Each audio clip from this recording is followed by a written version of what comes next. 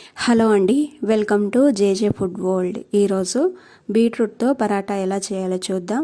Beetroot అంటే చాలామందికి అయితే నచ్చదు, కానీ ఈ విధంగా పరాటా లాగా చేసిస్తే మాత్రం ఇష్టంగా తింటారు. మెత్తగా టేస్టీగా చాలా బాగుంటుంది. ఈ పరాటాని ఉదయం బ్రేక్ఫాస్ట్గా, అలాగే పిల్లలకు పెద్దలకు లంచ్ బాక్స్గా కూడా పెట్టొచ్చు. టేస్ట్ అయితే నిజంగా చాలా బాగుంటుందండి. బీట్రూట్తో చేసుకుంటున్నాం కాబట్టి హెల్దీ కూడా. వీటిలోకి ఏ కర్రీ అవసరం లేదండి, ఇలానే తినొచ్చు, చాలా బాగుంటాయి. లేదంటే పెరుగుతో కూడా తినొచ్చు. ఇప్పుడు వీటిని ఎలా తయారు చేసుకోవాలో చూద్దాం. దీనికోసం ముందుగా ఒకటి పెద్దది బీట్రూట్ అయితే తీసుకోవాలి. ఇలా తీసుకున్న దీనిని పై పొట్టు తీసేసి శుభ్రంగా కడిగి ఈ విధంగా దీన్ని తురుముకోవడానికి వీలుగా కట్ చేసుకోవాలి. ఇలా కట్ చేసుకున్న తర్వాత ఈ విధంగా కొంచెం పెద్ద రంధ్రాల వైపుగా తురుముకోవాలి. ఇలా బీట్రూట్ని అంతా తురుము పెట్టుకున్న తర్వాత ఇప్పుడు స్టవ్ పైన కడాయి పెట్టుకొని దీంట్లో 2 టేబుల్ స్పూన్ల వరకు ఆయిల్ వేసుకోవాలి. ఆయిల్ కొంచెం వేడైన తర్వాత 1/2 టీ స్పూన్ జీలకర్ర, అలాగే 1/2 టీ స్పూన్ సోంపు వేసుకోవాలి. ఇలా వేసుకున్న తర్వాత దీంట్లో 1 పచ్చిమిర్చి, అలాగే 1 మీడియం సైజ్ ఉల్లిగడ్డని ఈ విధంగా కట్ చేసి వేసుకోవాలి. కొంచెం కరివేపాకు కూడా వేసుకొని ఉల్లిగడ్డని లైట్గా వేయించుకోవాలి. ఇలా ఉల్లిపాయ ముక్కలు వేగిన తర్వాత దీంట్లో 1/2 టీ స్పూన్ పసుపు, 1/2 టీ స్పూన్ అల్లం వెల్లుల్లి పేస్ట్ వేసుకొని వీటిని పచ్చివాసన పోయే వరకు వేయించుకోవాలి. ఇలా వేయించుకున్న తర్వాత దీంట్లో తురిమి పెట్టుకున్న బీట్రూట్ వేసుకోవాలి.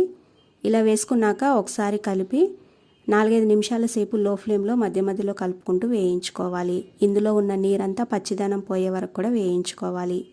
ఇలా వేయించుకున్న తర్వాత ఇప్పుడు దీంట్లో మన రుచికి సరిపడా కారం, ఉప్పు, అలాగే 1/2 టీ స్పూన్ ధనియాల పొడి, 1/2 టీ స్పూన్ గరం మసాలా పొడి, 1/2 టీ స్పూన్ చాట్ మసాలా వేసి ఒకసారి కలుపుకొని 3-4 నిమిషాల సేపు లో ఫ్లేమ్లో మళ్ళీ దీన్ని మధ్యలో కలుపుకుంటూ వేయించుకోవాలి.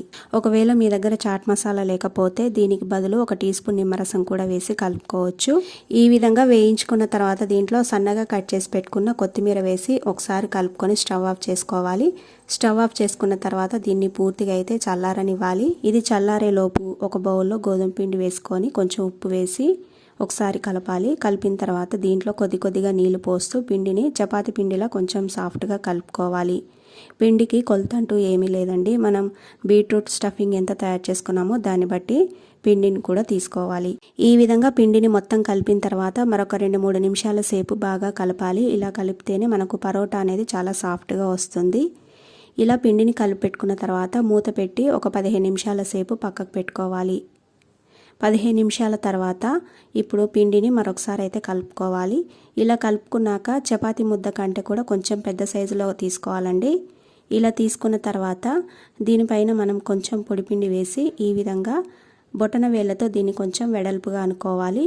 ఈ విధంగా దీంట్లో స్టఫింగ్ పెట్టడానికి వీలుగా ఉండేలా వెడల్పుగా అయితే అనుకోవాలి. ఇలా అనుకున్న తర్వాత దీంట్లో ఒక 2 టీ స్పూన్ల వరకు మనం తయారు చేసుకున్న బీట్రూట్ తురుముని దీంట్లోకి అయితే పెట్టుకోవాలండి. స్టఫింగ్ అనేది బయటికి పోకుండా చూసుకోవాలి. ఇలా దీంట్లోకి పెట్టిన తర్వాత బొటన వేలితో స్టఫింగ్ని లోపలికి అనుకుంటూ పిండిని ఈ విధంగా మలుచుకుంటూ రావాలి. ఈ విధంగా స్టఫింగ్ అంతా లోపలికి అనుకున్న తర్వాత దీన్ని ఇలా ముద్దలాగా చేసుకోవాలి. ఇలా చేసిన తర్వాత చపాతీ పీట పైన పెట్టి కొంచెం పొడి పిండి వేసి చపాతీ కర్రతో మరీ ఎక్కువగా ప్రెస్ చేయకుండా మెల్లగా ప్రెస్ చేస్తూ దీన్ని రోల్ చేసుకోవాలి. మధ్యలో కాకుండా చుట్టూ మందంగా ఉంటుంది కాబట్టి చుట్టూ ఇలా తిప్పుకుంటూ రోల్ చేసుకోవాలి. ఈ విధంగా అన్నిటినైతే రెడీ చేసుకోవాలండి. ఇక్కడ నేను చేసుకున్న కర్రీకి ఒక 8 పరోటాలు అయితే రెడీ అయ్యాయి. ఇంకొంచెం చిన్నగా చేసుకుంటే 12 వస్తాయండి. ఇలా అన్నిటినీ రెడీ చేసుకున్న తర్వాత ఇప్పుడు స్టవ్ పైన చపాతీ పెంక పెట్టుకొని బాగా వేడెక్కనివ్వాలి. బాగా వేడైన తర్వాత దీనిపైన పరోటా వేసి ముందుగా 2 వైపులా కాస్త కాలనివ్వాలి. కొంచెం కాలిన తర్వాత స్టవ్ని మీడియం ఫ్లేమ్లో పెట్టి అప్పుడు నూనె వేసుకోవాలండి. ఇలా 2 వైపులా నూనె అప్లై చేసుకోవాలి. కొంచెం నూనె ఎక్కువగానే పడుతుందండి దీనికి. ఇలా నూనె వేసి అప్లై చేసుకుని 2 వైపులా ఇలా తిప్పుకుంటూ కాల్చుకోవాలి. లేదంటే బటర్తో కానీ నెయ్యితో కానీ కూడా కాల్చుకోవచ్చు.